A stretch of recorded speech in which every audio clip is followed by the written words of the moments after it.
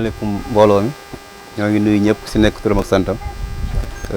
Djibril Ba la chef de village bu Ngendouf tey nag lu waral suñu ndaje bi tey du lenn lu dul alerter ak dénoncer ñi nga xamante ne tey ñu ngi taxaw bëgg a jël suñu suuf soo xam ne suñu maam yee ko moomoon fii lañ judd ñun suñu mag yi fii lañ judd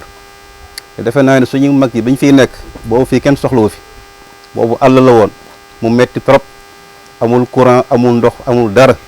ñu muñ loolu yëpp ba tey nag defe naa ne tey la dëkk bi am valeur ay nit bëgg a jóge si àll bi ñëw bëgg ko fokk ci ñun te defe naa ne loolu ñu luñ ko nangu te lépp lu mu leen jaral pour ñu jël suuf si dinañu jaral lu ko ëpp pour ñu mën a maintenir suñu suuf ndax sàmm sa alal defe naa ne si jaamu yàlla la bokk te tey ñi nga xamante ne ñu ngi fii ñëw yor ay titres fonciers yoo xamante ne dara valable si ñun toog nañ ak monsieur le président de la république si koor gi moom si boppam en personne moo ñu confirmer que ne fii amul benn baay boo xamante ne am na fi amul benn baay boo xamante ne signé na ko fi ce qui veut dire que ne ñi fiy ñëw yëpp di wane ay titres fonciers c'est des faux titres fonciers ne dara valable si te defe naa ne li nga xam ne am na fi tey ñun jàpp nañ ne du état parce que bu doon état la dina ñëw waxtaan ak nit ñi parce que cité CDC yi ay tool fa nekkoon ay tool yi am valeur am ay poulailler am ay lépp mais biñ ko soxla waaye dañ ñëw waxtaan ak population yi ba convaincre leen moo tax fii kenn dégg fi coow te defe naa ne foofu moo gën a yaatu te donc lii bu fekkoon état la dinañ ñëw jaar fi ñu war a jaar dinañ jaar si gouverneur dinañ jaar si préfet jaar sous préfet jaar si maire jaar si chef de village pour mën a agsi suuf si te loolu dara amu si donc nag ñun tey mobilisation te koo gis xam ne tey pacifique la mais tey ñun pare nañu tey exclure ñu aucune forme de lutte tey lépp lu mu leen jaral nañ lu ko ëpp tey nag dañoo pacifique mais à tout moment mën nañu passer à la vitesse supérieure bu fekkee ñoom arrière uñu te buñ leen ko waxee rek ñoom war nañ ko mën a gëm te defe naa ne suñu suuf si fii suñu bakkan lañ si teg lépp lu mu leen jaral nañu lu ko ëpp kenn rek laa si xam koo xamante ne mën nañ ko gërëm di ko sant muy le sous-préfet de Sangalkam wax dëgg yàlla taxawaayam moom gis nañ ko si sa baa mën na ko témoigner keroog bi ñu fi ñëw ànd ak waa Descos bi ñu waxtaanee ak moom xamoon nañ si lu bëri donc tamit boo gisee sax tey ñu xaw a pacifique tuuti peut-être jox ko cër sax moo tax mais bu dul woon loolu tey mën na fekk tey leneen la ñuy def te tey ay magum jëm fi nekk ay responsable fi nekk tey sànni wuñu xula wuñu xeexuñu sànni wuñu xeex defuñu dara mais bu fekkee tamit arrière ñu loolu yëpp mën na am te bëgguñu fa yegg donc nag ñu ngi interpeller monsieur le président de la république lii na si wax parce que lii ay njabootam yoo xam ne dañ fi sonn ay ñi ko fiy jël ay promoteur lañ rek ñëw di wane ay titre foncier ne état moo leen ko jox te xam nañu dara du si dëgg donc nag président de la république na ko yëg na si taxaw wax ak ñoom ñu arrière bàyyi ak suñu suuf ñun fii la ñu judd fii la ñu yaru fii lañu suuf la ñu xam mbéy la ñu xam sàmm la ñu xam mënuñu d'accord nga ñëw fekk nit ku dëkk nga jël ko fa indi def beneen nit loolu te ñun ñëpp ay sénégalais lañ loolu mënul nekk loolu duñ ko mës a nangu tey duñ ko mës a nangu ëllëg dafa naa ne tey suñu point de presse bi tey si loolu la leneen li mooy fii dëkk yi fi nekk dëkk bu si nekk da nga am sa extension Ngendouf tey am na 35 hectares yoo xamante ne dañ leen extension dëkk bi la bokk dañu bëgg tey suuf si fi nekk nañ ko régulariser ku fi am tool nga mën a am kayit ku fi am kër aussi tamit nga mën a am kayit loolu aussi tamit ñu ngi koy interpeller monsieur le président de la république parce que kër bi ñu toogee moom loolu wax na ko donc nag loolu la ñu bëgg parce que suuf si fi nekk yëpp tey ñu si bëri amuñu kayit mënuñu am kayit soo demee ñu ne la ay titre foncier kenn xamul donc nag li fi nekk nañu fexe régulariser li nga xamante ne tey am nañ ko fii ku si am tool nga mën a am sa kayit ku si am kër aussi tamit nga mën a am sa kayit mais daal li si mën a tënk mooy suuf si nii suñu bakkan luñ jaral loolu moom defe naa ne ko ñëpp xam te defe naa ne suuf tey képp koo xamante ne jaralu la sa bakkan jaralu la nga dem kaso di nga ñàkk sa suuf te loolu yëpp ñun jaral nañu ko. voilà promoteur yooyu noonu kenn li ko xam am na koo xamante ne tey sama frère bi Cissé Ba toolam barki dem lañ ko daaneel ku tudd Ngañ Fa moo ñoo daaneel ko ak ñeneen suñu xarit bii nii Jo Bagadi toolam mu ngi fi ëpp na fi 25 ans keroog la ko gaa ñëw ñu ne waa Azerut lañu. te biñ ñëwee dañ ne ay projet kër lañ fa def te loolu yëpp amul ndekete ay tool lañ koy def mënoo daaneel tool pare bëgg fa def tool loolu mënta nekk li ñu d'accord comme li CDC def boo dindee ay tool def fa ay kër ñëpp jëriñoo ko mais mënoo fekk tool jaambur nga daaneel toolam bëgg fa def tool loolu mënta nekk loolu ay sàcc la rek te kër bi ñu fiy ñëw liñ fii ñëw keroog lu ëpp 200 gendarme ànd nañ ak ñoom te defe naa nit kuy dox lu baax di dox loo xamante ne lu jëf la jarul nga ut ay gendarme keroog lu mat 200 gendarme gaar nañ fii. te waruñu benn kayit waruñu ñu benn kayit ñun gisuñu kayit gisuñu sommation gisuñu dara dañu xëy rek ak seen ay bulldozer ñëw di daaneel loolu kese lañ si am loolu kese lañ si am amuñu si leneen. maa ngi nuyu ñëpp maa ngi tudd Cissé Ba dëkk Bambilor Ndiassane organisé woon tey benn point de presse ma doon tenir déclaration li nga xamante ne moom mooy si turu waa Ngendouf ak ñi nga xamante ne ñooy dëkkandoo yi ak ñi fi am ay tool yëpp ñu am tey lu ñu métti nag si Ngendouf tey si village u Ngendouf te li ñu métti mooy dara teguñu ko kudul ay autorités yoo xamante ne ñun dañu jàpp ne ñun lañ fi nekkal mais nekk luñ fi population seen bopp lañ fi nekkal dafa am lu ñu dal environ de 3 mois sama grand frère mu ngi tudd Zo moom ak sama benn jigéen ku tudd maam Samba jigéen Diop ñu ñëw terrasser toolam ñi ko def mooy waa Azurut ak benn waay boo xamante ne xamuñu ba si turu société la wax ñëw terrasser seen tool loolu dayul dimanche passé man mii di wax ak samay voisins même pas 500 mètres samay tool ak samay toolu collègue ñu ñëw terrasser tool yooyu yëpp te kan moo ko def benn waay boo xamante benn promoteur bu tudd Ngañ Fall mu terrasser suñuy tool àndul ak gendarmerie àndul ak police àndul ak benn autorité yebal ay nit dimanche 13h jàpp 16h fekk terrasser na suñ tool yëpp parce que yéeguñu ko biñ fa demee fekk ñu fa gendarmerie fekk ñu fa benn autorité te loolu c'est la première fois ñu gis ko ci commune de Bambilor te loolu defe naa sous-préfet yëgu ko adjoint sous-préfet yëgu ko maire yëgu ko bi ñu ko woowee téléphone wax ko lu tax nga def ñu liggéey bu ñaaw bi def ñu dafa yaakaaroon suñuy tool yi ay toolu abandonné la tool boo xamante ne da nga fekk ay garab ba mu fees fekk ci ay néeg fekk ñu ñàkk ko nga ne toolu abandonné la ñuy naxarlu loolu bi ci topp tout récemment suñu tool fii ci Ngendouf ñu fekk fi adjoint sous-préfet ak sous-préfet de Sangalkam mu ne préfet moo leen yebal dafa am ku fi war a jël suñu suuf ci suñu biir tool yi nga xamante ne man sama papa mu ngi juddoo ci biir toolam fii samay frère ñu ngi ci ginnaaw ñëpp fii lañ juddoo ci biir tool yi waa CDC biñ ko soxlee muy CDC ku ne xam ne son excellence président de la république moom moo ko initié bi mu soxlee jël CDC dafa ñëw recenser borom tool yëpp ñu fay leen comme il le faut amul kenn kuñ fa amel ak sagam son excellence président de la république moom moo am initiative bu rafet boobu kon nan lay benn individu benn promoteur ñëw ci suñu teel yi suñu suuf si diggu njolloor muy daaneel di terrasser kon tey ñu am lu ñu métti ñuy laajte aussi est-ce que ñun ci pays ñuy laajte aussi est-ce que ñun tey ci pays de droit lañ nekk parce que dëkk boo xamante ne dafa am maire am sous-préfet am préfet cadastre nekk fi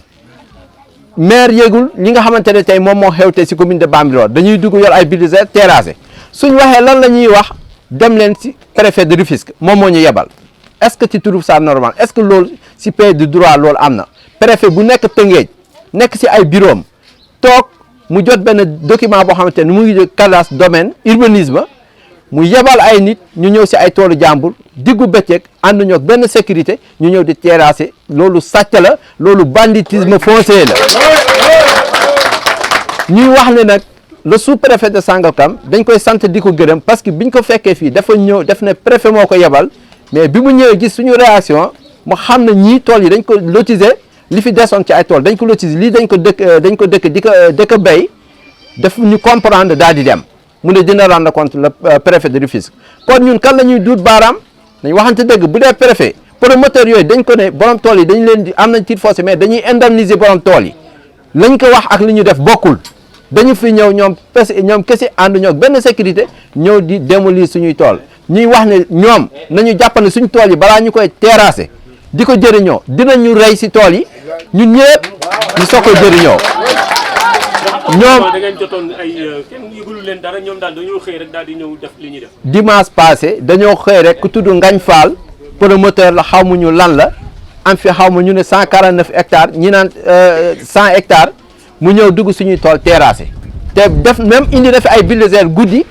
mu terrassé ay toolu jàmbur ñoo xamante ne Bambilor lañ dëkk mais si ñun la mujjee dal ñuy ñaawlu loolu ñu ne ñun xanaa ñun suuf si suñuy papa yi bi ñu fiy dëkk suñuy maam yi ñi jur suñu papa yi bi ñu fiy dëkk suuf si amul tey benn valeur ba tey suuf si am valeur ñu yore ko jëmbat ci ay garab ba mu fees ñu xëy lii nga xamante ne ñi bëgg a terrasser dem fëgg buntu mairie def ak mairie protocole d'accord ñu terrasser seen tool lii mairie jël ko lii borom tool yi jël ko comment fait-il que benn waay jóge fële néew ne am na titre foncier te ñun ñu am suñuy délibération yi moom nañ fëggee buntu mairie ñu def ay terrassement kon ñu ngi wax ne ñun ndax si pays du droit lañ ne ñuy lancer l'appel le gouverneur de Dakar parce que nag gouverneur de Dakar yëgul lii nga xamante ne moom moo xew banditisme foncier bii xew entre impôt domaine ak préfecture de Rufisque ñu koy ñaan di ko wax ne ay citoyens sénégalais ñoo fi dëkk sonn nañ jaaxle nañ te nag li tax ñuy lancer message bi di ko jëme si gouverneur de Dakar dañu jàpp président de la République yëgul lii tinu ko parce que même pas 4 mois dañu toog ak président de la République suñu mouvement NNB moom moo ne amul benn boo xamante ni signé na ko mu jëm fii si 1975 bi te bu ko waxee dañ koy gëm parce que président moom moo initié CDC caisse de dépôt et de consignation ñi fi amoon ay tool yëpp dañ leen a indemniser fay leen amul kenn koo xamante ne tey amee nañ ko ak wala mer na biñ jëlee toolam kon président de la République moom bi def loolu kon digalul kenn na ñëw jël ay toolu jàmbur ñuy artu nag parce que suñ tool yi suñu bakkan lañ ci teg encore une fois ñoom lim leen jaral nañ lu ko ëpp ki nga xamante ne mooy sama grand frère bi fi nekk muy Zo Bagadi toolam dafa dem impôt domaine dem na ba ci ministre bi nga xamante ne moom mooy nu mu tudd Mohamed Boun Abdallah Dionne lii moo ko defal ji abu favorable pour kiiwam bu mu amoon dinaa leen won document bi mais barki dem dafa toog même pas 3 mois toog ñu terrassé toolam te waa AGEROUTE ñoo waxoon yoon dafay jaar or que lañ ko waxoon yoon dafay jaar yoon jaarul foofu ñoom seeni projet lañ am di ko def kon seen banditisme foncier bi dañu bëgg mu arrêter le plus rapidement possible ñuy artu nag di ñaan gouverneur de Dakar li nga xamante ne moom mooy xew commune de Bambilor il n'était pas au courant ñu ngi koy tàllal loxo di ko wax ne ñu ngi koy yaakaar si lii parce que combat bi jooytu nañ ko si président de la République jooytu nañ ko fu ne moom lañ ci am yaakaar mu dimbali ñu si loolu lañ amoon si li ñuy déclaré ñu ngi sant ñëpp di gërëm ñëpp ñi fi teew mais li nga xamante ne moom laay terminer si samay kàddu kii nga xamante ne mooy Ndiagne Fall ak ki nga xamante ne aussi mooy Khafor Touré bi nga xamante ne moom la ñuy toogal fële si Bambilor nañu ñëw toog ak population yi wax ak ñoom parce que suuf si biñ koy yore di ci sonn démb ba tey ñëw ñoom ñu bëgg ko ñëw jël ko suñu loxo boobu ñoom juddoogu ñoo ñëw bëgg ko jël parce que suñ papa yi si biir titre foncier bi fii lañ juddu sonn ci kon ñu ngi wax ne Khafor Touré ak Ngagne Fall nañu ñëw toog ak population bi wax ak ñoom bu ñu fa amee ay projet comme ni ko président son excellence président de la République defe woon ba initier CDC. Il s'agit de monsieur Mody Sow, habitant à Bambilor, membre de ce collectif. Nous sommes là aujourd'hui pour dénoncer en tout cas l'injustice. Le chef de village parle de prédateurs fonciers, moi je parle de bandits fonciers même. Parce que ces villages qui regroupent aujourd'hui, qui sont dans le département de Rufisque, qui sont dans la commune de Bambilor, plus particulièrement le village de Ngendouf, le village de Wayambam, le village de Déni Biramdao Sud, le village de Déni Biramdao Nord, et Mbey, sont des villages qui datent avant même l'indépendance du Sénégal. Et ces villages, nos aïeux ont occupé les terres avant même l'existence de l'État du Sénégal. Donc aujourd'hui, nous sommes confrontés à un problème foncier. À chaque fois, des bandits fonciers, moi je les appelle des bandits fonciers, ils débarquent à chaque fois accompagnés des autorités compétentes, notamment le préfet de Rufisque, accompagnés de la DESCOS. À chaque fois, ils viennent démolir nos champs que nous avons occupés avant même l'indépendance du Sénégal. À chaque fois, ils viennent démolir les lotissements qui ont été établis ici par le maire de la commune de Bambilor en connivence avec les populations. Donc aujourd'hui, nous dénonçons ce phénomène, ce problème qui menace tous ces villages-là. Ces villages sont en train de suffoquer du point de vue foncier parce que nous avons des problèmes. Et la première à qui j'interpelle à prendre ses responsabilités, c'est le président de la République, Macky Sall. parce qu'on a eu une audience avec lui tout récemment. Le président lui-même nous avait signifié qu'il n'a jamais eu question de signer des baux sur le 1975R. Donc ces gens-là qui débarquent à chaque fois nous tympaniser avec leurs faux baux, ces faussaires-là, c'est le moment de leur dire « Abba, c'est terminé,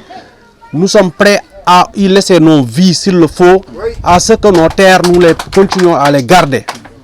Parce qu'on ne peut pas comprendre à chaque fois des gens débarquent avec des faux papiers, accompagnés des autorités compétentes, ils sont de mèche avec eux, je ne sais pas pourquoi, ils viennent nous séparer de nos terres que nous avons occupées depuis belle lurette. Ce n'est pas possible. Aujourd'hui, nous sommes pacifiques, comme l'a si bien dit le chef de village, mais nous pouvons à tout moment passer à la vitesse supérieure s'il le faut. Parce que nous pouvons y laisser nos vies s'il le faut, parce que nous ne sommes pas prêts à céder nos terres. Parce qu'ils viennent sans avertir les autorités compétentes, notamment le maire, il n'a pas été averti, le chef de village n'a pas été averti. Ils viennent sans donner sommation ni avertissement. Ils viennent à chaque fois accompagnés de leurs machines pour démolir nos champs. Tout récemment, ils ont démoli des champs. C'est le dimanche passé que ça s'est produit ici.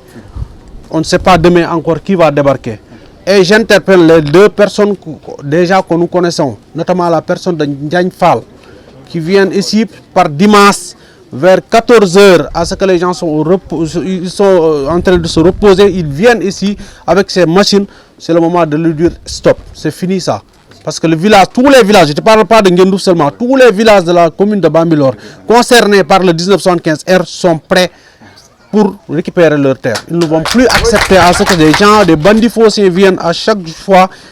nous récupérer nos terres que nous avons occupées depuis la nuit des temps. Avec l'Ageroute, ils avaient dit qu'en fait c'était prévu pour faire passer une route, ce qui n'a pas été fait. C'est archi faux parce qu'ils viennent, ils parlent de cité. On parlait d'Ageroute pour faire la route, construire des routes, mais aujourd'hui ils viennent avec des cités. Donc si on est dans un état de droit, on est dans un pays censé de connaître la justice sociale. Pourquoi une personne, à une seule personne, on lui donne 100 hectares, alors que les populations riveraines qui sont là depuis longtemps, ils ne peuvent même pas parvenir à avoir une parcelle légale de 150 mètres carrés. Est-ce que c'est normal dans un Sénégal aujourd'hui?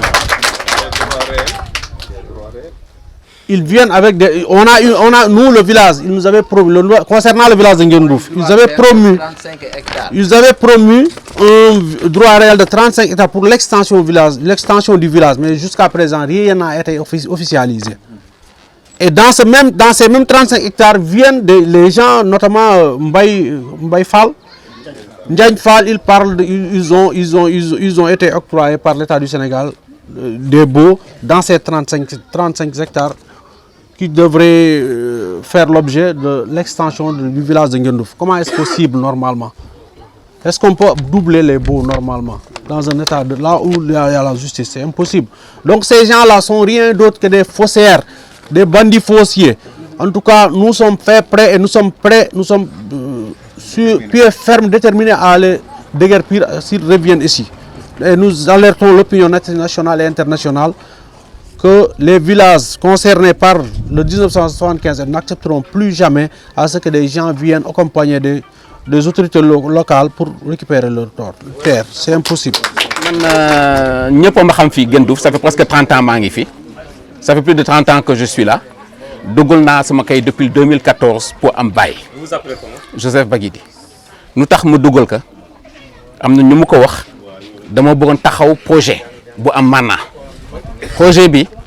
laaj ma len xaliss laaj ma len dara luddul régulation de pouvoir de bail document bi dougal na sama dossier depuis 2014 amna document yépp ba bind premier ministre à l'époque Boun Abdoulaye Dionne mu confirmer projet bi nu ko taxaw lu gëna gaaw wa PIX jël relais bi ñu jël relais bi bind à l'époque Mamour Diallo mo nekkon fofu tontuwul ñu bindaat ko il y a un moment peut-être ngeen dem leen di fàttaliku président bi nee na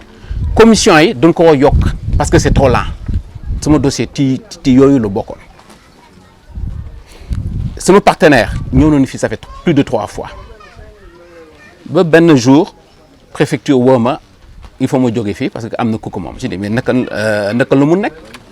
dugal naa kayit pour am sama baay am na lu ma bëgg taxaw man projet d'utilité publique là. d'utilité publique mort, alors qu'on l'a donné à des gens, projets privés. C'est pas la même chose. Su doon xaalis kese jaay naa ko bu yàgg su doon xaalis parce que dama bëgg am sama partition def dara pour waa Genduf waa Béy ak waa Bambilor su doon loolu rek jaay naa ko bu yàgg mais ñoom nag xaalis moo leen di intéressé moo tax ñu jaay ko benn jour dama ñëw tool di dem rek 4 camions d'escorte ñëw daanu ci tool bi lu nekk laa wax ba ils n'ont rien voulu comprendre. Ils ont terrassé. C'est combien d'hectares? 5 hectares. 5 hectares, nous avons terrassé. Plus de 80 millions d'investissements là pour déjà ay CAF. Le temps que je suis en bail. Je peux vous montrer, hein, le financement est disponible. Le rapport technique montre que j'ai avis favorable. Urbanisme, avis favorable. Environnement, pour la faisabilité du projet, avis favorable. J'ai tous les documents. Le moyen wane que moi je comprends pas. Donner wax chômage créer des emplois. Mais je propose des emplois, 200 emplois à la clé Manila. Ça c'est la première année. On préfère donner à des privés. Donc vraiment, je demande au président de nous aider nous tous. Sous nous deux, sous nous réunis, on veut que ce pays-là aille de l'avant. Mais il faut de la bonne volonté. Il y a des gens bien. J'ai rencontré des gens qui sont très bien au ministère au niveau des domaines, très bien, qui sont venus voir et qui ont été choqués par rapport à ce qui s'est passé. À Giroud, soi-disant, alors que ce n'était pas vrai. Kuy bugu jaar yoon du nëbbatu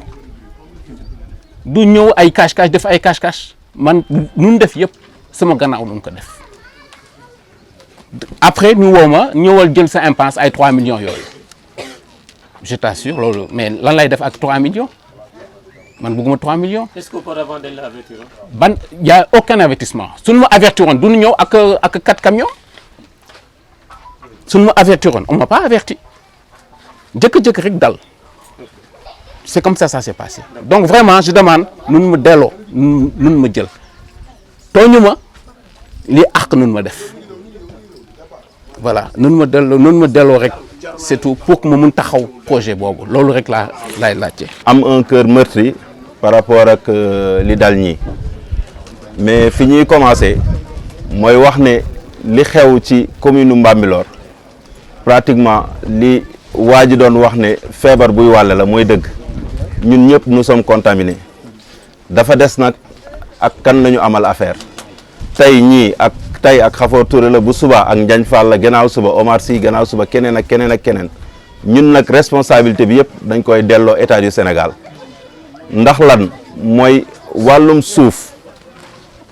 ci li loi bi wax mooy fépp fu nit dëkkee tey fépp fu périmètre Sénégal bi yëpp domaine national nag ki nga xam ne moo fa nekk kooku lañ dénk suuf si moo xam moom moo ñëw fàq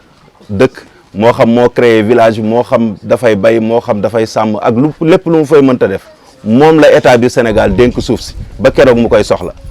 bu ko soxlaa nag seul le président de la République moo am prérogative ne diw jox naa la nangam ci périmètre bi nga dem jëli ko mais boo demee di ko jëli yoral titre foncier yoral loo mënta yor ki fa nekk nga xam ne moo ko occupé depuis jamonoy maamam moom moo yor suuf si moom aussi moo la gën a légitime ci suuf si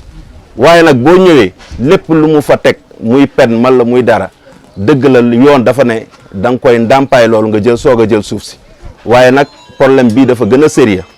lu tax ñuy wax loolu bëri na ñu fi dëkk ñu fi nekk ñoo xam ne bu fekkee rek jël dem lotissé mën nañu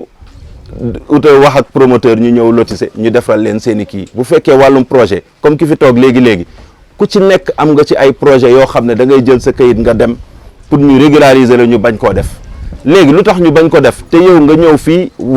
ñi am say projet yaa xam da nga fi doon sàmm maa xam yaa xam da nga fi doon bay yaa xam poulailler ak lépp loo fi mënta def am ci say projet ñu bañ la régulariser ñu toog ba xëy un bon jour rek ñu jëlee fële benn nit boo xam ne diw lay tudd juddoowul ci dëkk bi cosaanoowu fi def fi benn activité ñu xëy rek nee ko yow lañ ko jox ndax suuf si tey bu doon dañ ne SICAP lañ ko jox man la HLM pour mu def ay projet yoo xam ne lu jëm ci état du Sénégal la mais pourquoi pas mais li ñuy gis mooy ay nit ñoo xam ne seeni projet privé lañ yor ñëw rek xëy bëgg a nekk ay milliardaire ñëw ñu jël suuf soo xam ne depuis ci say jamonoy maam da nga fi fekk say maam say maamaati maam ne fi ba tey te tey lu ci gën a metti sax lu ñuy déplorer mooy am na ñoo xam ne seeni maam fii lañ leen suul seeni baay fi ñu leen suul ñoom fii lañ leen di suul léegi kooku noonu nga ñëw jël comme li xewoon tey ci dëkk bii di nu ñu koy waxate wéy mbaam à 0 mètre natt ba natt seeni juma léegi kooku nga bëgg moom mu accepté yow titre bi nga yor titre bi ak lu mu mënta yàlla doon titre foncier yàlla na légal ñun jàpp nañ ne légalul dafa am loo xam ne nit daf ko war a seexlu am na foo xam ne boo fa tolloo ngeen baal ma ci kàddu gi dafa mel ni yëfu dëmm la parce que nit mënoo koo jël di ko jël ba yegg si fi mu dëkk nga xam ne fii lay suturloo lii di jumaam lii di almeeram lii di leneen ak leneen lii dëkk bi da ngay dox nii 200 mètres nga yaa ngi seen CDC mu ngi noonu mais loolu lan lay nduru dañoo toll nag foo xam ne wax ji waruñu ko neexal lii yëpp responsabilité bi day dellu ci état du Sénégal parce que bandi foncier yi moom moo leen parce que autorité étatique yi fi nekk kan mooy préfet mooy état du Sénégal kan mooy sous-préfet mooy état du Sénégal ñooñu am na fu ñu jaar ba jaar ak ñoom ba ñooñu di leen gunge pour ñu ñëw jël suuf si buñ koy jël nag ñun ñu nekk population commune Bambilor toujours ma wax ko dañoo nekk ñit ñoo xam ne du ñu nettu fitna nekk ñit ñoo xam ne dañoo ouvert kooku nag bu la ubbilee buntam war nga ko respecté ñëw nga waxtaan ak moom ne ko lii ak lii nangam ak nangam mu gis ci boppam ngeen waxtaan ba juboo nga jël li nga ci war a jël mu am li mu ci war a am nit ku def noonu jàpp naa ne dafa ubbeeku am na foo xam ne nag buñ demee ba yegg si foofu ak yow nekkatuñu ci ci wàllum ubbeeku koo xam ne dimanche man la guddi lay ñëw dugg sa tool ravagé man la di jaar ci suuf di gis yenn borom tool yi di leen jox xaalis di waxanteeg ñoom pour rek mën a tas ci li ñu nekk appel bii may lancé nag waa commune Bambilor ñoo ko moom képp lépp lu fi mouvement lu fi nekk les voisins ñu ngi leen di lancer message ñun dañ fee fekk sàmm sa moomeel suñuy baay yor ko ak suñuy maam sàmm sa moomeel di dox tey ba les voisins ba mu amee ñu ñëw fédéré wu noonu la ñuy woowee yeneen mouvement collectif yi fi nekk yëpp nañ ñëw ñu ànd fédéré wu képp ku fi ñëw soxla suuf nga xam ne da ngay gisee ñun ñu waxtaan ba ñëpp gis ci seen bopp ñu soog ko def bu dul loolu ngeen baal ma maa ngi guddal ñu ngi ci perte salaamaaleykum wa rahmatullah